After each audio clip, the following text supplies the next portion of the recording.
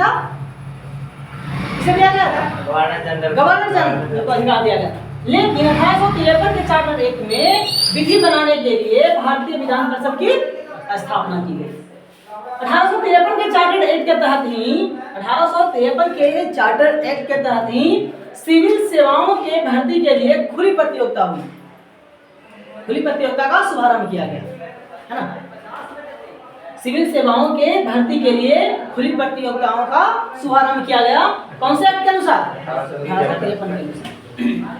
तो ये जो कंपनी के लिए, ब्रिटिश के द्वारा कंपनी के लिए जो अध्यादेश बनाए जाते थे वो 1853 तक ही। इसके बाद शासन किसके हाथों में चला जाएगा? ब्रिटिश ताज के नीचे, है ना, ब्रिटिश ताज के नीचे। तो उससे पहले हम ब्रिटिश ताज के नीचे जो शासन है उसको पढ़ने से पहले हम लोग थोड़ा सा देख लेते हैं कि राजाओं में क्या क्या, राजाओं के पास क्या क्या होती है, क्या क्या सम्मिलित होते हैं उनके कानून में। तो राजा होता कैसा है? ब्रिटेन में रानी थी ना, तो कैसा होता है राजा? कैसा होता है? निरंकुश होता है। राजा कैसा होता है? अब निरंकुश क्यों होता है? राजतंत्र में 3 शक्तियों का केंद्रीकरण होता है। किसका किसका? विधायिका, कार्यपालिका और न्यायपालिका। इन तीनों शक्तियों का क्या होता है? केंद्रीकरण होता है ना। और यही इसी प्रवृत्ति के कारण इन तीनों शक्तियों के केंद्रीकरण के प्रवृत्ति के कारण ही राजा कैसा होता है? निरंकुश होता है।